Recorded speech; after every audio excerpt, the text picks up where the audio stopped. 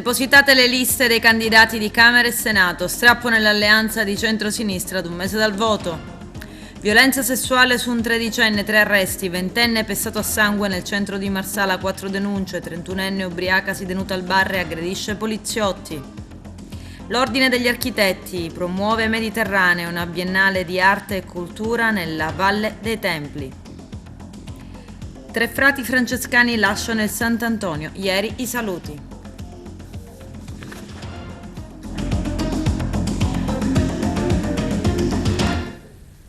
Bentrovati gentili telespettatori al nostro appuntamento con l'informazione. Depositate le liste dei candidati alle elezioni politiche del 25 settembre. Scopriamo chi sono i candidati in Sicilia per Camera e Senato con il nostro direttore Arturo Cantella.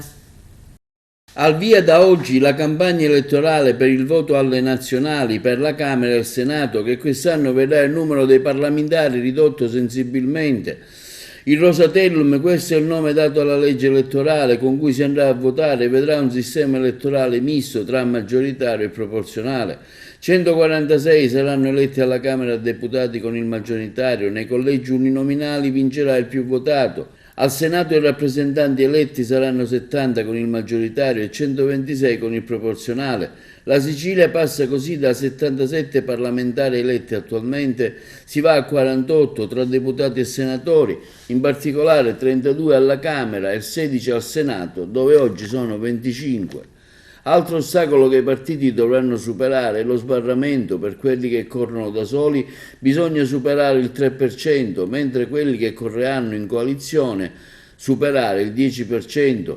Tra gli aspiranti delle liste che concorreranno a un seggio a Roma in Sicilia sono Forza Italia, Fratelli d'Italia, Lega Salvini Premier, Noi Moderati, con riferimento al siciliano Saverio Romano, Partito Democratico, Impegno Civico, riferimento a Di Maio, Verdi e Sinistra, Movimento 5 Stelle di Conte, Azione Italia Viva di Calenda e Renzi, Sud chiama Nord, De Luca Sindaco d'Italia, Italexit di Paragone, Unione Popolare con De Magistris, già sindaco di Napoli, e Forza Nuova.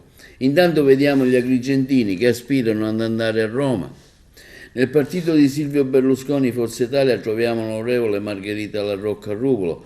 Nel PD al numero 2 dopo Giuseppe Provenzano troviamo Giovanna Iacono, originaria di Santa Elisabetta, militanti da anni nel partito.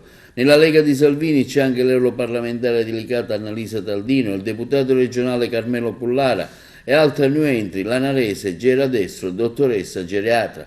Per il Movimento 5 Stelle l'ex sindaco di Porto Empedocle Ida Carmina a capeggiare la lista, seguito dall'onorevole Giuseppe Perconti di Bivona, attualmente componente della Commissione Attività Produttiva.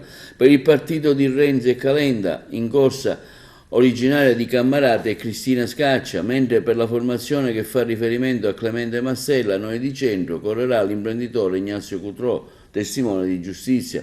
Tra i nomi agrigentini in corsa c'è il leader di Fratelli d'Italia nella nostra provincia, Lillo Pisano. In campo per un posto per il collegio di Agrigento, uno nominale UO5, il sindaco di Sambuca di Sicilia Leo Giaccio, il parlamentare in carica Filippo Perconti di 5 Stelle. Per la circoscrizione Sicilia 1 plurinominale Agrigento, Caltanissetta, Trapani e Palermo, in corsa anche l'agrigentina Maria Bellavia, per il Movimento 5 Stelle al 4° posto. Per l'Unione Popolare di De Magistris c'è Antonia Monreale, originaria di Favara e impegnata nel sociale. Per il maggioritario collegio di Gela in campo anche l'ex sindaco di Campobello di Licata, avvocato Michele Termini, per la lista Azione Calenda Renzi. Altro in corsa è il professore Giuseppe Arnone di Favara, rappresentante della Fondazione Italiani in Europa, candidato alla Camera per il collegio Estero Europa. Una nota stampa ci arriva da Giorgio Bongiorno, coordinatore di Italia Viva Agrigento e presidente del comitato Agrigento Sturzo, in merito alla candidatura dell'ex sindaco di Agrigento Lillo Firetto nella lista Azione Calenda Renzi. Davide Faraone, afferma il comunicato stampa, non accetta la competizione, che è il sale della democrazia. Non accetta che qualcuno possa candidarsi nel suo stesso schieramento e avere una qualche possibilità di essere eletto. Avevamo trovato un candidato credibile, afferma Bongiorno, che aveva cominciato a ricostruire tutto ciò che Faraone aveva distrutto, e Lillo Firetto sarebbe stato il punto dal quale ripartire ad Agrigento in Sicilia. Il sindaco che capoluogo, la provincia e il suo territorio rimpiangono un grande amministratore che avrebbe portato in alto il partito. Ma Faraone ama vincere facile a tutti i costi, non ama la competizione, non ama la democrazia, perché proviene dalla peggiore tradizione massimalista che niente ha a che vedere con un partito plurale, aperto e proiettato al futuro. Diciamocelo chiaramente, a Faraone d'Italia Viva e del Terzo Polo non interessa assolutamente nulla. A lui interessa soltanto del proprio seggio. Carlo Calenda e Matteo Renzi riteniamo che non possono più continuare a tollerare un uomo che vuole stare solo al comando del nulla. Credevamo che il Terzo Polo potesse fare importanti risultati in tutta la penisola, ma l'esclusione di Pizzarotti e Albertini sono segnali inquietanti di una deriva settaria e conservatrice. La caduta di tensione morale sta pervadendo tutto il popolo d'Italia Viva e lo si evince dalle reazioni esterrefatte di chi ci aveva creduto. Le candidature multiple del cerchio magico provocano di certo grande delusione. Adesso si comprende il motivo per cui lo stesso Renzi ci è sembrato rinunciatario e defilato degli ultimi giorni. Siamo convinti che i risultati saranno pietosi a tal punto che in Sicilia, ne siamo convinti, non scatterà alcun seggio. Questo quanto afferma nella sua nota Giorgio Bongiorno, coordinatore di Italia Viva Agrigento e presidente del comitato Agrigento Sturzo. Strappo all'alleanza di centro-sinistra in Sicilia da parte del Movimento 5 Stelle a un mese dalle elezioni regionali del 25 settembre. Le primarie tra Partito Democratico, Movimento 5 Stelle e Centopassi per la scelta del candidato presidente della regione non sono servite a nulla e Caterina Chinnici, espressa dal PD, non è più l'aspirante governatore della Sicilia della coalizione di centro-sinistra. Infatti il Movimento 5 Stelle ha rotto l'alleanza e ha presentato un proprio candidato presidente, ovvero il capogruppo all'Assemblea regionale Nuccio Di Paola. Vediamo. Le primarie fatte dal centro-sinistra per scegliere il candidato alla presidenza della regione, che si sono svolte lo scorso 24 luglio in Sicilia, non sono stato altro che un semplice scherzo, insomma un passatempo che ha visto migliaia di cittadini recarsi al voto inutilmente. I tre candidati in corsa erano, lo ricordiamo, Caterina Chinnici, europarlamentare del PD, Claudio Fava per la lista Centopassi e Barbara Florida del Movimento 5 Stelle.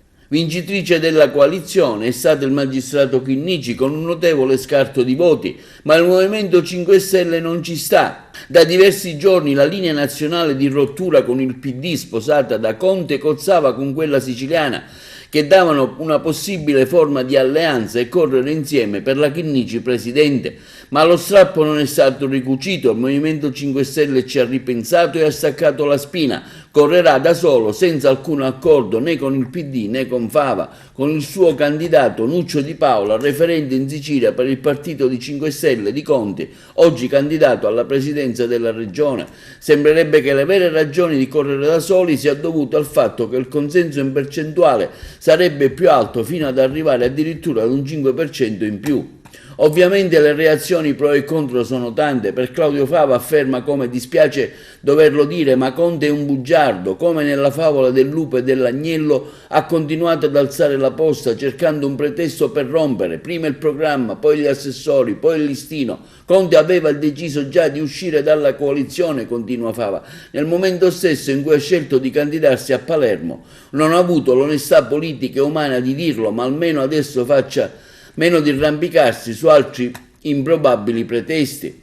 Per Nuccio Di Paola, candidato a 5 Stelle alla presidenza della regione, afferma come abbiamo fatto il possibile, ce l'abbiamo messa veramente tutta per salvare l'alleanza, pur in un quadro nazionale mutato e quasi impossibile, ma il PD arrogante è rimasto arroccato sulle sue posizioni. Il Partito Democratico Siciliano si è mostrato tale e quale a quello nazionale, col quale era venuta completamente meno la fiducia. Con queste premesse continuare a portare avanti un'alleanza che giorno dopo giorno reggeva esisteva solo sulla carta, per Di Paolo era praticamente diventato impossibile. Se si creano le condizioni per una rottura, poi si devono accettare le inevitabili conseguenze. Giuseppe Conte ha solo tirato le somme. Intanto nel Partito Democratico si fa appello alla Chinnici a restare. La direzione regionale del PD ribadisce il sostegno e la piena fiducia a Caterina Chinnici, candidata alla presidenza della regione per la coalizione progressista. La scelta approvata con le primarie e sostenuta da tutto il Partito Democratico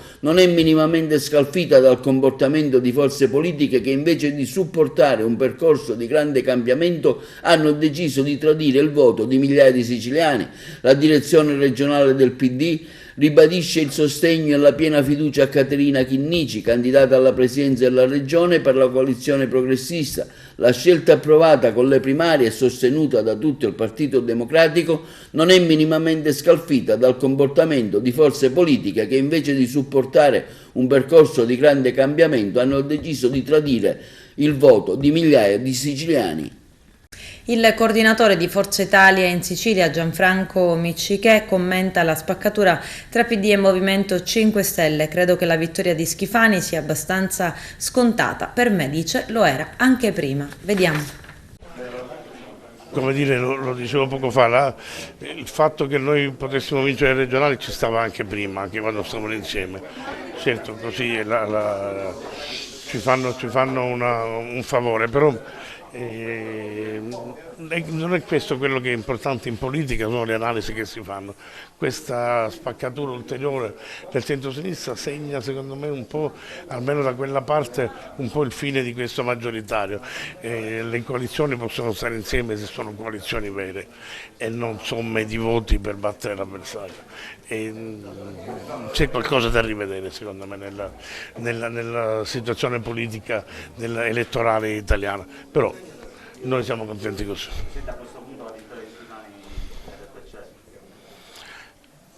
Non voglio parlare, però insomma certo, se dovessi scoprire dove si gioca, non c'è la SNAI per la politica, se ci fosse la SNAI per la politica giocheremo. Credo che la nostra vittoria sia abbastanza scontata, devo essere sincero, personalmente lo era anche prima, non avevamo molte preoccupazioni da questo punto di vista perché noi ci siamo riunificati tutti insieme davvero bene e stiamo lavorando bene tutti, per cui io sento il Presidente Schifani tutti i giorni veramente gasato a livelli incredibili, entusiasta di questa esperienza che sta facendo e quindi è quello che ci trascina poi alla fine, l'entusiasmo, quando si sta bene, quando si sorride, quando si fanno le cose con il piacere di farle, trascini anche quelli che di loro non sarebbero tanto contenti. Gli inneschi romani c'è stato qualche mormore all'interno del partito? Nessuno, lo sapevamo che era così, siamo in un partito nazionale, questo partito nazionale ha una parte importante dei suoi voti tra la Sicilia e la Calabria, cioè si vince qui. E quindi era fin troppo scontato che una serie di persone a livello nazionale che con questa legge stupidissima che ha dimezzato i parlamentari ci ha costretto a fare degli spostamenti. Ma lo sapevamo, era scontato.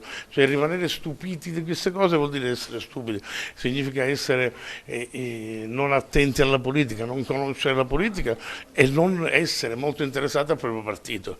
Per quanto mi riguarda, per me prima di ogni cosa c'è il partito.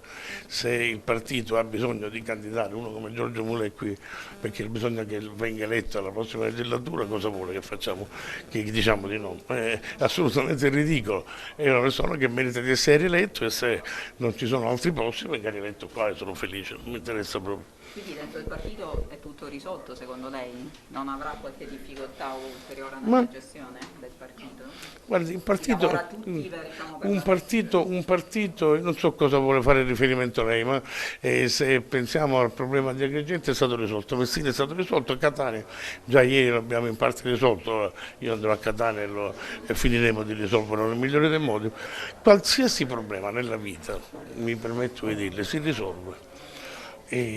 O si distrugge tutto perché si è convinti che quel problema è insuperabile, cosa che mai avviene, oppure basta ragionare un attimo, se quel problema è superabile lo si supera. ci si incontra, si sta insieme, si parla e si supera qualsiasi tipo di problema. Avrebbero obbligato un ragazzino di nemmeno 14 anni a praticare un rapporto orale, subire palpeggiamenti ed assistere a rapporti sessuali. 2 uomini di 41 e 49 anni e una donna di 44 sono stati arrestati per violenza sessuale su minore dai carabinieri del nucleo operativo della compagnia di Caltagirone nel Catanese per ordine del giudice delle indagini preliminari su richiesta della procura. A far partire le indagini la denuncia della vittima. Dopo aver subito quella violenza, il ragazzino ne ha subito parlato ai suoi genitori e pochi giorni dopo si è rivolto ai carabinieri. Secondo quanto ricostruito dagli investigatori, a coinvolgere l'adolescente sarebbe stato un parente e proprio a casa sua si sarebbe consumata la violenza. I 2 uomini sono stati portati in carcere a Caltagirone, mentre la donna al Pagliarelli di Palermo in attesa dell'interrogatorio di garanzia. E i carabinieri di Marsala, dopo indagini rese difficili a causa della mancanza di collaborazione da parte della vittima, hanno denunciato all'autorità giudiziaria 3 marsalesi e un nigeriano per lesioni aggravate ai danni di un 20enne tunisino. Il violento pestaggio è andato in scena sabato 6 agosto in pieno centro storico.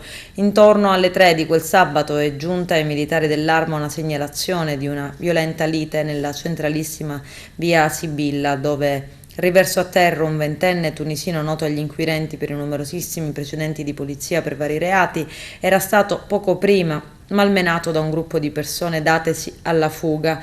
Il ragazzo, trasportato in ospedale per varie ferite al volto e al tronco, non ha tuttavia voluto presentare denuncia e neppure indicare il nome degli aggressori. Gli uomini dell'Arma hanno dunque setacciato le telecamere di videosorveglianza della zona, trovandone alcune che avevano ripreso l'aggressione per intero. 3 uomini si scagliano contro il 20enne, lo gettano a terra, lo colpiscono con violenti pugni e spintoni. Nelle immagini di videosorveglianza si vede anche una donna che sembra cercare di bloccare gli aggressori. Gli accertamenti successivi hanno consentito di risalire all'identità dei vari protagonisti del violento pestaggio: 2 marsalesi titolari di attività commerciali e un nigeriano residente a Marsala. La dinamica è chiara nel suo materiale evolversi, rimane in corso di accertamento per quanto riguarda il movente che ha spinto gli aggressori a una così crudele azione violenta. Cambio di guardia al convento Sant'Antonio di Favara. I frati francescani Giuseppe, Agatino e Giovanni, dopo 3 anni di servizio, lasciano la città. Ieri i saluti. Giuseppe Moscato. Lasciano Favara i 3 frati francescani che negli ultimi 3 anni hanno svolto il loro servizio presso il convento Sant'Antonio. Ieri sera una Santa Messa di commiato che ha visto la partecipazione dei parroci delle chiese di Favara, del sindaco Antonio Palumbo e di altri amministratori e di tanti parrocchiani e fedeli che da sempre hanno nel convento francescano posto sulla collina che domina Favara un sicuro punto di riferimento. Fra Giuseppe Di Fatta, il frate guardiano, andrà a Castelbuono in provincia di Palermo, fra Agatino Sicilia andrà in missione in Marocco e fra Giovanni Sousa in Sud America, nell'Amazzonia peruviana. Al loro posto, ai primi di settembre, arriveranno fra Alfio Lanfranco, che sarà il nuovo guardiano, fra Salvatore Callari e fra Michele Mazzola. Fra Giuseppe, 3 anni di servizio a Favara. Con che spirito lascia il convento e la città? Con un pizzico di dispiacere, ma anche con tanta speranza e gioia nel cuore. Fa parte della nostra missione di frati, arrivare e poi ripartire, perché fa parte di un normale avvicendamento. Siamo per vocazione missionari e quindi si arriva, si lavora e si parte. Il sentimento dominante in questo momento è di gratitudine al Signore, che è sempre datore di ogni bene, alla sua madre bellissima e santissima per quello che ha fatto, ma anche alla città di Favara, alla comunità ecclesiale, a tutte le persone che ci sono state vicine, il Terzo Ordine Francescano in primis, tante famiglie, tanta gente che si è avvicinata, che abbiamo lavorato insieme in 3 anni che sono stati difficilissimi, con la pandemia, la guerra, ma ci siamo dati da fare.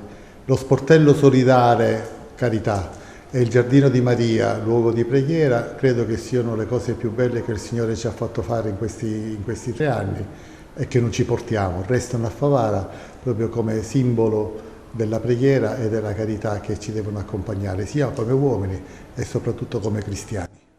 Favara si ricorderà dei frati, anche i frati porteranno nel loro cuore Favara? Certo, è uno scambio reciproco, non siamo stati soltanto noi a dare. Noi abbiamo dato come frati, come sacerdoti, ma abbiamo anche tanto ricevuto e quindi è uno scambio reciproco. E poi Favara ha un legame storico e direi quasi viscerale con il convento dei frati, quindi al di là delle nostre persone, il convento di Favara è sempre stato, come è stato detto stasera, un polmone e un faro di riferimento per la città e per la comunità ecclesiale. E la testimonianza che ne abbiamo ricevuto stasera dai sacerdoti, dalla ministra, dalle tante testimonianze che si sono avvicendate è veramente qualcosa che ci ha commosso, perché è veramente stato un moltiplicarsi di gratitudine al Signore e anche tra di noi. Favara saluta i suoi francescani dopo 3 anni di missione qui nella nostra città, destinati ad altra sede. Che rapporto c'è stato tra il comune e il convento? Purtroppo salutiamo 3 belle persone, 3 frati che hanno dato tanto alla nostra comunità. Non è neanche un anno che sono sindaco, ma posso dire che abbiamo costruito un rapporto bellissimo, una sinergia, un lavoro e una sensibilità che non si trova sicuramente dappertutto. Il comune, l'amministrazione ad oggi ha avuto nei frati francescani, in particolar modo in Fra Giuseppe, Fragatina e Fra Giovanni, una sponda sicura, un conforto in qualsiasi problema o difficoltà per aiutare e assistere i nostri concittadini. Oggi è una festa, ma li salutiamo con un po' di dolore al cuore, perché, ripeto, quando si instaurano dei rapporti così belli, così profondi, è sempre difficile salutare chi se ne va. I buttafuori lo rimbalzano all'ingresso di un locale della Movida non facendolo entrare. Lui, andando in escandescenza, raccoglie un bastone di legno e lo lancia all'interno dell'attività commerciale, colpendo in testa una ragazza. È accaduto a Canicattì, dove una 26enne del posto è stata trasportata all'ospedale Barone Lombardo in seguito a un trauma cranico dovuto alla botta in testa. L'uomo si è dato alla fuga facendo perdere le tracce. La ragazza ferita ha poi presentato denuncia ai poliziotti del commissariato di Canicattì, che hanno avviato le indagini per risalire all'identità del protagonista. Al vaglio eventuali immagini delle telecamere di sicurezza.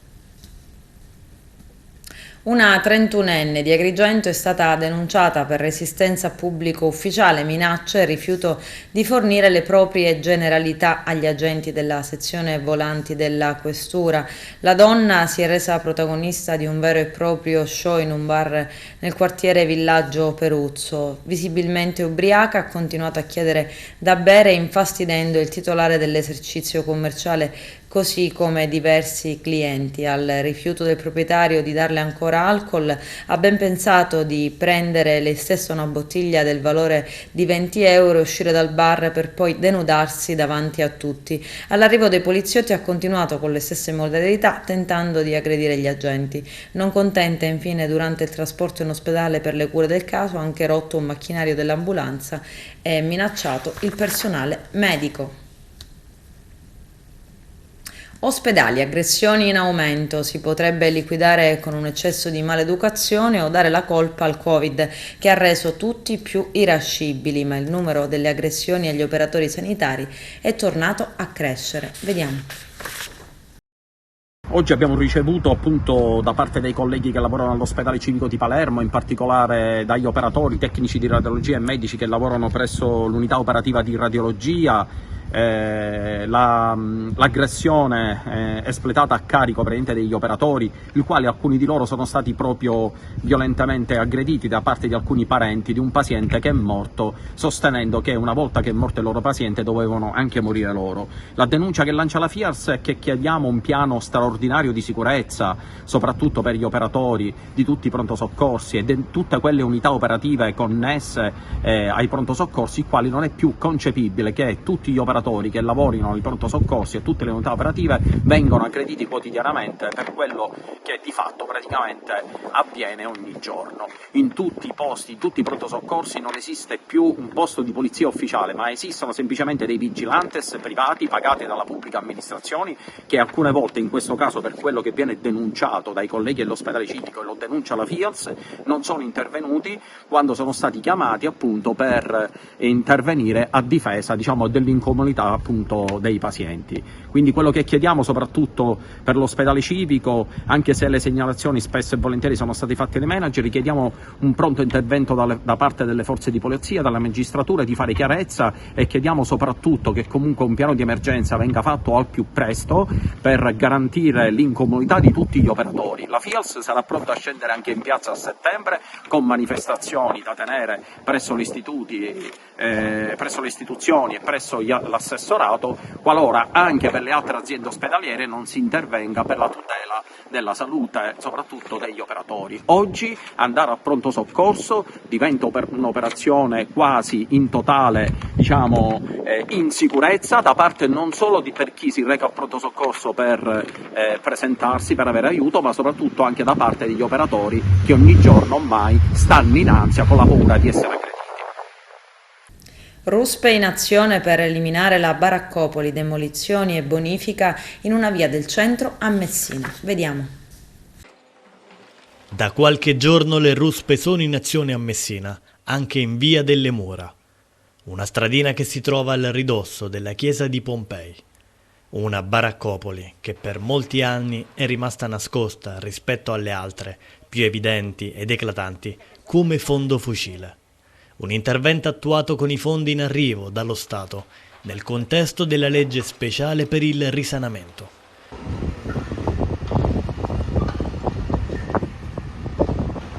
Successivamente all'abbattimento delle baracche, verranno avviati anche gli interventi di riqualificazione urbana ed ambientale, che consentiranno il ripristino e la fruizione di aree degradate e la cui esecuzione sarà affidata ad un consorzio di imprese.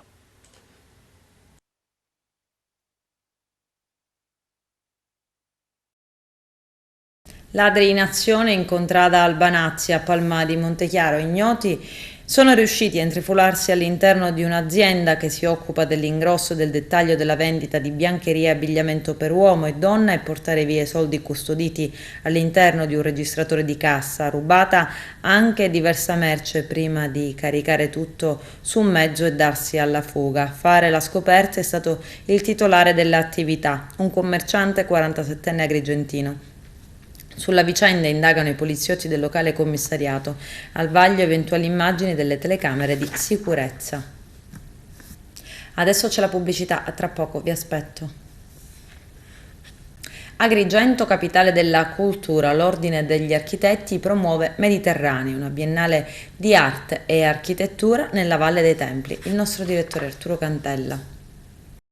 Una biennale di arte e di architettura nella Valle dei Templi è un nutrito pacchetto di idee come convegni, mostre, manifestazioni ludiche e culturali, concerti, eventi per promuovere i nostri prodotti enogastronomici e una serie di itinerari turistici tematici per valorizzare e mettere in rete le eccellenti risorse del nostro territorio.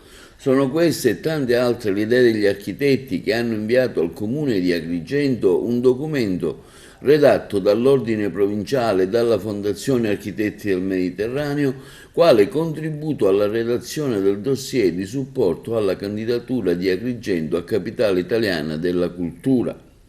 Affinché la candidatura sia competitiva, afferma il Presidente dell'Ordine degli Architetti Rino Lamendola, la città dei Templi, fruendo della sua preziosa collocazione geografica e capitalizzando il grande patrimonio culturale, architettonico, archeologico, monumentale e artistico di cui dispone, dovrà puntare, a nostro avviso, ad assumere il ruolo di porta d'Europa nel Mediterraneo, dal punto di vista culturale, economico e commerciale.